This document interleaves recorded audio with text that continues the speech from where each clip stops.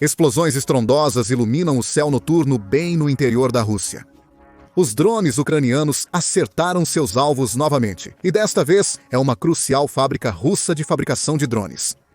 Em 23 de abril, o Estado-Maior da Ucrânia relatou que um ataque de drone atingiu uma fábrica na Zona Econômica Especial de Alabuga, da República do Tatarstan, na Rússia, durante a noite anterior. O ataque foi realizado pelas forças de sistemas não tripulados da Ucrânia em coordenação com outros ramos militares. Alabuga fica a cerca de 997,9 quilômetros da fronteira Ucrânia-Rússia. Mais uma demonstração da capacidade ucraniana de evadir as defesas aéreas russas para atacar em profundidade o território russo, distante das linhas de frente. Como de costume, a Rússia minimizou o ataque. O Ministério da Defesa russo declarou que as defesas aéreas russas derrubaram um drone ucraniano em Tatarstan por volta das 12h20. Nenhum detalhe adicional foi fornecido sobre o horário local. No entanto, Astra e outros canais do Telegram compartilharam supostas imagens de um drone sendo abatido, identificado como Aeropract A-20 e 2EUJ-22. O Aeropract A-20 e 2 Foxbat é uma aeronave ultraleve ucraniana de 2 lugares, asa alta e trem de pouso triciclo, conhecida por sua versatilidade e simplicidade, combinando metal e materiais compostos para durabilidade e leveza. Entrou em produção em 1999 como um microlight civil, mas foi modificado pelas forças ucranianas em um veículo aéreo de combate não tripulado de longo alcance ou veículo aéreo de combate não tripulado para uso militar. Possui um motor de 80 a 100 cavalos de potência e velocidade de cruzeiro de 160 km por hora. Com um alcance de voo de cerca de 1.100 km, Alabuga está dentro de seu alcance. O UJ-22 Airborne é uma aeronave de ataque ucraniana multiuso da Ukr-Jet, que opera dia e noite em qualquer condição climática. Pode voar a altitudes de até 5.974,8 metros com velocidade de cruzeiro de cerca de 75 mph. Sua função autônoma lhe dá um alcance de cerca de 500 milhas. Isso não é suficiente para chegar a Alabuga. No papel, os ucranianos podem ter modificado algumas versões para dar a ele uma quilometragem extra.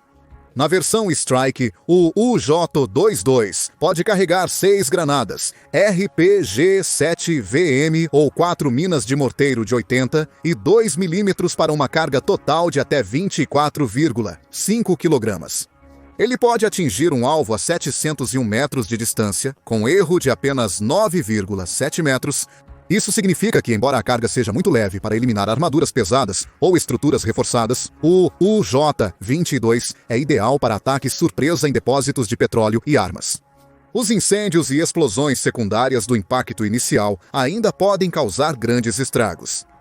Os UAVs foram amplamente utilizados pela Ucrânia nas linhas de frente e em ataques crescentes a instalações militares e energéticas russas no interior da Rússia. Não seria surpresa se fossem usados novamente aqui. O que atingiram? O alvo era uma fábrica que produz drones iranianos Shahid, suas variantes russas, Garands e drones Iska. Trata-se da mesma instalação crucial de fabricação de drones revelada inicialmente em 2023, não apenas uma antiga fábrica. Segundo documentos vazados relatados pelo Washington Post em agosto, a Rússia montava uma linha de produção em Yelabuga, Tatarstan, com planos de construir 6.000 drones de ataque, até o verão de 2025. O plano era aumentar drasticamente a produção de uma versão russa dos drones Shahid iranianos, que melhorariam as técnicas de fabricação antiquadas do Irã. Imagens de satélite da Maxar Technologies, posteriormente divulgadas pela Casa Branca, haviam capturado anteriormente as fundações para a planta. John Kirby, porta-voz do Conselho de Segurança Nacional dos Estados Unidos da América, disse que a planta poderia operar em 1 ano, e sua previsão foi precisa.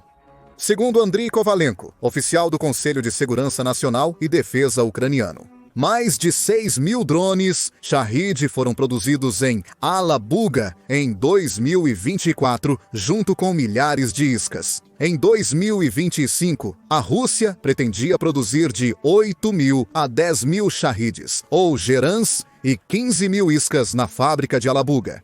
Não está claro se essas metas ainda são alcançáveis após o ataque. O Estado-Maior confirmou acertos e explosões na área-alvo, e os danos ainda estão sendo avaliados. Provavelmente não é a primeira vez que a Ucrânia atinge a fábrica de Yelabuga. Há pouco mais de um ano, em 2 de abril de 2024, a Ucrânia teria atacado instalações industriais na Tatarstão, Rússia, incluindo uma fábrica de drones, Shahid. A imprensa do Tatarstão confirmou o ataque, alegando que drones atingiram instalações industriais em Yelabuga, mas as empresas não foram interrompidas. Quantas fábricas de drones a Rússia pode ter em uma única zona industrial? Provavelmente a mesma planta foi atingida novamente agora. Na noite do ataque a Yelabuga, em abril, drones ucranianos também atingiram uma das maiores refinarias de petróleo da Rússia, em Nizhny-Kamsk, no Tatarstão, segundo uma fonte do Serviço de Segurança da Ucrânia. Serviço de Segurança da Ucrânia. O ataque atingiu a principal instalação de processamento de petróleo da refinaria, que tem uma capacidade de produção anual de cerca de 8 milhões de toneladas, equivalente a 2,6% da capacidade anual total de processamento de petróleo da Rússia, segundo a fonte.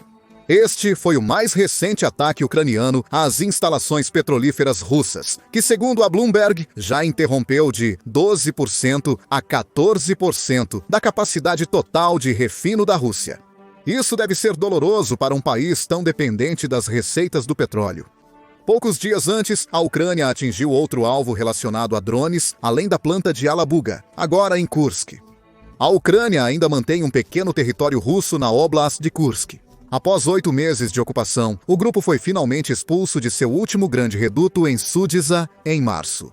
Em abril, Sergei Shoigu, secretário do Conselho de Segurança da Federação Russa, afirmou que todo o território da região de Kursk será liberado em breve. Isso parece provável, dado que as prioridades da Ucrânia mudaram para seções mais urgentes da frente. A Ucrânia provou que seus drones ainda podem atingir o território russo, mesmo quando suas tropas e artilharia não conseguem.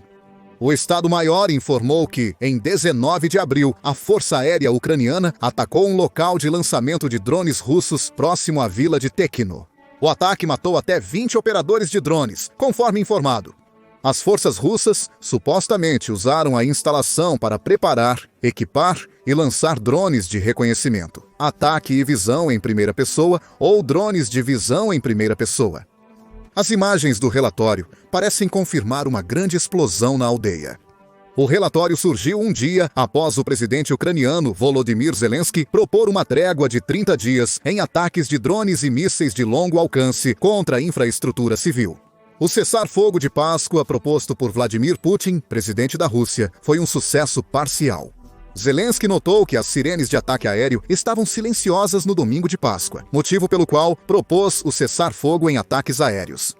Na linha de frente, ambos os lados relataram várias violações do cessar-fogo pelo outro. A Ucrânia alegou mais de 3 mil violações pela Rússia, enquanto a Rússia alegou quase 5 mil pela Ucrânia.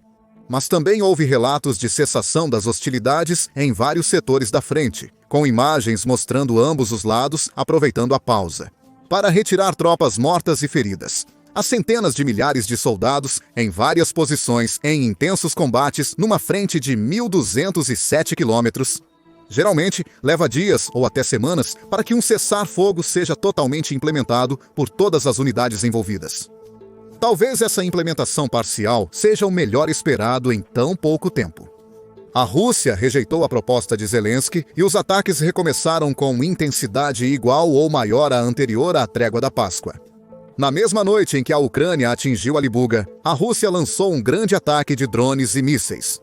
Os ataques ocorriam quase todas as noites, mas este parece ser o maior ataque aéreo russo desde o Natal de 2024.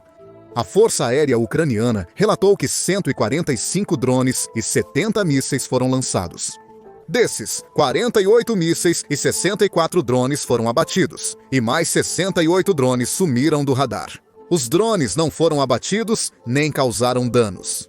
Provavelmente eram drones Iska, usados para confundir ou desperdiçar defesas aéreas. Mísseis balísticos Iskander-M ou os análogos norte-coreanos KN-23, KH-101 e mísseis de cruzeiro calibre KH-59 ou KH-69. Mísseis lançados por drones Shahid, Geran e outros tipos foram usados no ataque. Mísseis e drones não abatidos atingiram principalmente Kyiv e Kharkiv. O ministro do interior ucraniano Ihor Klimenko disse que Kharkiv, Jitomir, Dnipropetrovsk, Khmelnytsk, Poltava, Sumy e as regiões de Zaporídia também foram atingidas. Curiosamente, o relatório da Força Aérea não lista nenhum Iskander entre os mísseis que abateu. Filmagens das explosões em Kyiv sugerem a carga extra dos mísseis Iskander. Os mísseis utilizados no ataque carregam cerca de 1.000 libras de carga, exceto o Iskander, que pode transportar até 1.500 libras, 50% a mais que os demais. Algumas dessas explosões pareciam terríveis. O Ministério da Defesa russo declarou que as forças russas atingiram empresas das indústrias de aviação, mísseis, aeroespacial e de veículos blindados da Ucrânia em um ataque.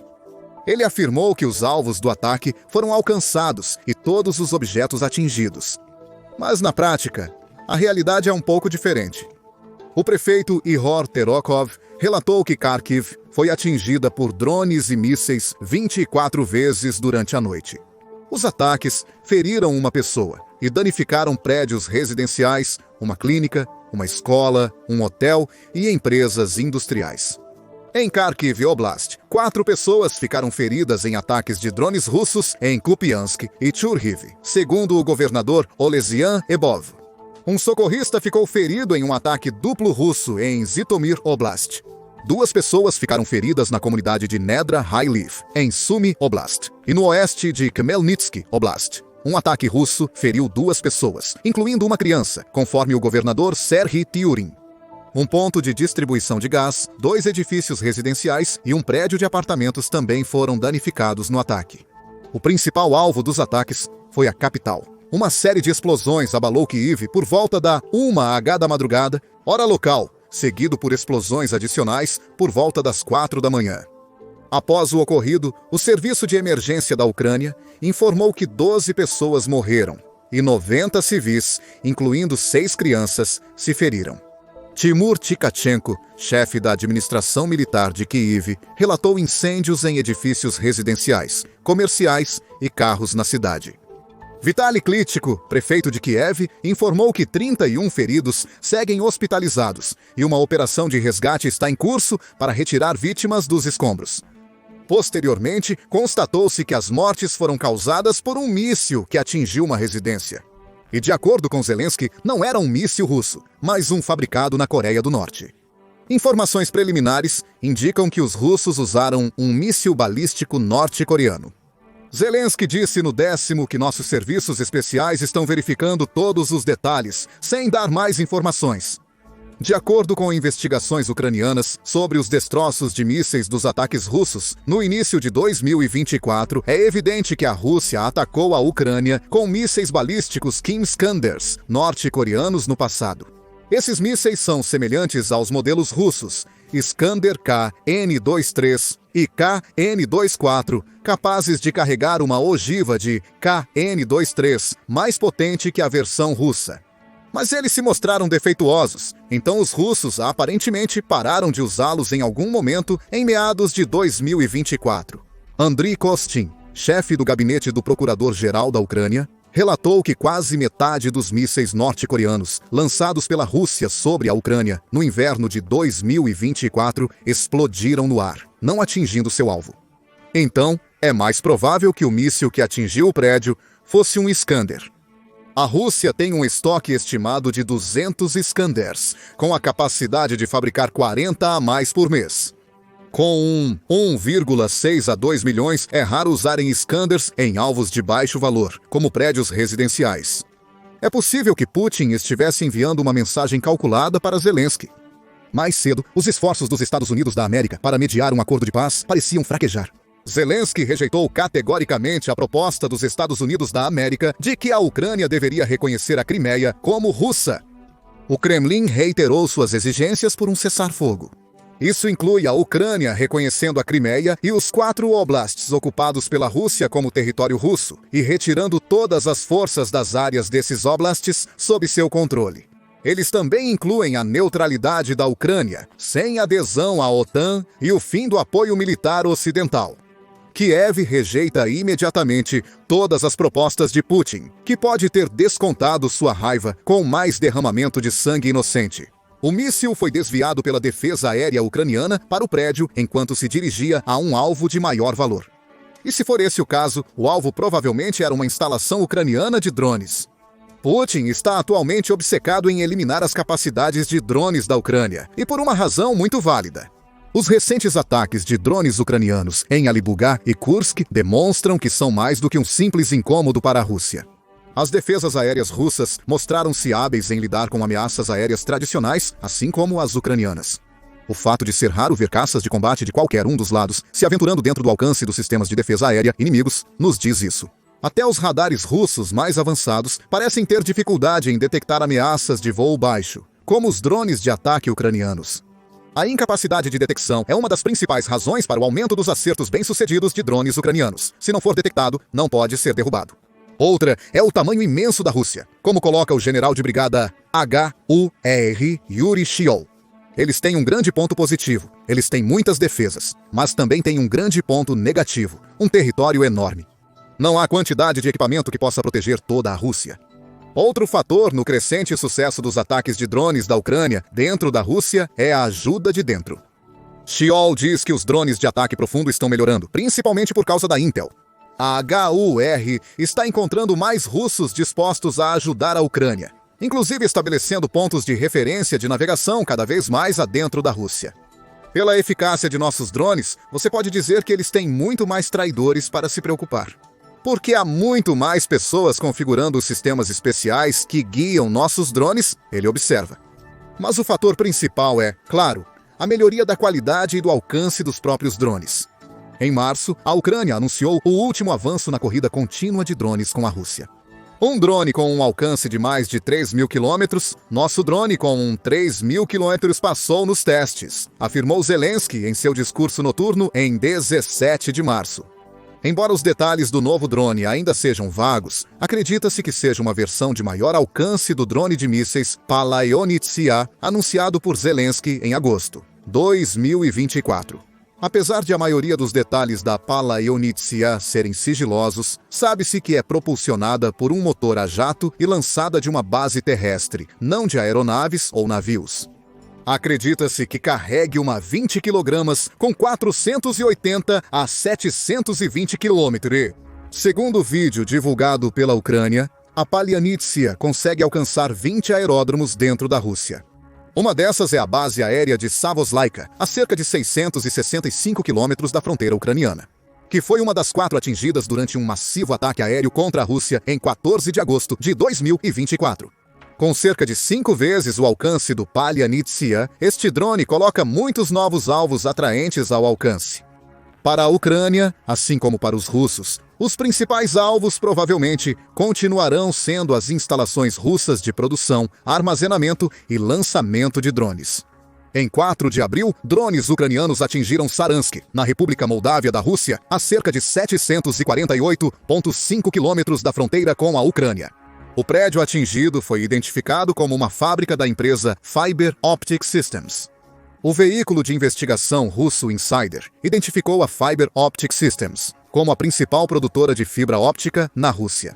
Na corrida pela supremacia de drones entre Rússia e Ucrânia, os drones de fibra óptica são uma área em que os russos levam vantagem significativa.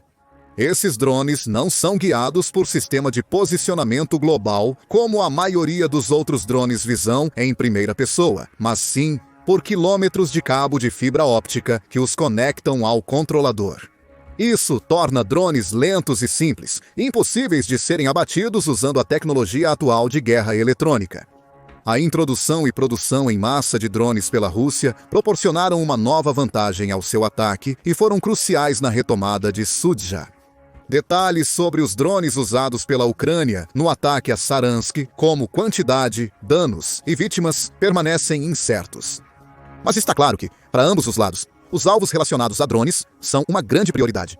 A Ucrânia também está criando formas de combater a guerra eletrônica cada vez mais avançada. A guerra mostrou que os bloqueadores são a maneira mais eficaz de combater drones. Agora, dezenas de milhares deles estão espalhados pelas linhas de frente, defendendo contra drones que estão matando soldados e destruindo veículos blindados, outros drones, infraestrutura industrial e tanques. A Ucrânia usa os quadricópteros Ghost Dragon, fabricados na Estônia desde 2022, que são atualizados constantemente conforme a evolução da guerra eletrônica. As versões mais recentes, testadas desde dezembro de 2024, usam um sistema inteligente de salto de frequência que varre constantemente o espectro disponível. Procurando por bandas desbloqueadas, ele permite aos operadores alternar entre 6 bandas de frequência de rádio para manter o controle e enviar vídeo de volta, mesmo com interferências hostis. O drone foi aprimorado com um algoritmo à prova de falsificação, que compara a entrada de navegação por satélite de 4 principais superfícies de posicionamento: Sistema de Posicionamento Global, Galileo, Baidu da China e Globalnaya Navigacionaya, Sputnikovaya, sistema da Rússia com dados de sensores embarcados. Isso protege contra ataques sofisticados de falsificação, que tentam enganar os drones a se autodestruírem, fazendo-os acreditar que voam em altitude maior do que a real. Como os drones russos de fibra óptica, o Ghost Dragon pode navegar autonomamente sem depender de sistemas globais de navegação por satélite. Para determinar sua posição, o computador a bordo, com visão de máquina de 1 GHz, usa uma rede neural que compara vistas de pontos de referência com posições em um mapa. O drone determina sua posição combinando vistas em tempo real de uma câmera voltada para baixo com imagens de satélite armazenadas. Isso é tecnologia de ponta, mas se a tecnologia dos drones continuar evoluindo nesse ritmo acelerado, até essa inovação genial logo será obsoleta. Mas os drones não serão. Isso é particularmente válido para a Ucrânia, que luta contra um poder muito maior e mais rico. Segundo Serhii Skorik, diretor comercial da Covertus, uma empresa de guerra eletrônica de Kiev, um míssil de $1 milhão pode matar entre 12 a 20 pessoas. Mas por $1 milhão, você pode comprar 10 mil drones, colocar 4 granadas em cada um, e eles matarão 1.000 ou até 2.000 pessoas, ou destruirão 200 tanques. Eles podem eliminar fábricas de drones a 600 milhas de distância. Mas qual lado está ganhando a corrida de drones e por quê? E se você acha que a Rússia tem a vantagem, o que a Ucrânia deve fazer para retomar a iniciativa? Por favor, compartilhe seus pensamentos nos comentários. E obrigado, como sempre, por assistir.